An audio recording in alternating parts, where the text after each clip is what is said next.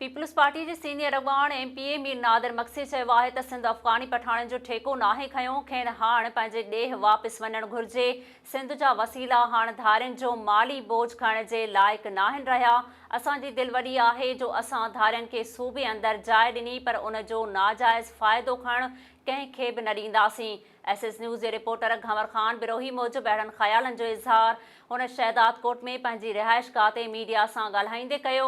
उन मौक़े ते ताज़ो थियल मकानी चूंडुनि में कुबो सईद ख़ान टाउन कमेटीअ जे वार्ड 5 तां पीपल्स पार्टीअ खे शिकस्त ॾेई आज़ाद हैसियत में चूंडियल काउंसलर ऐं शहरी इतिहाद जे सदर इम्तियाज़ बिरोही साथियुनि समेत पीपल्स पार्टीअ में शमूलियत अख़्तियार कई।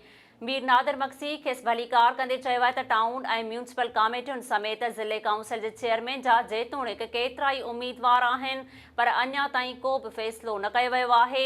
उहे फ़ैसिला मकानी इदारनि जी चूंड जे ॿिए मरहले जे मुकमल थियण बाद कया वेंदा।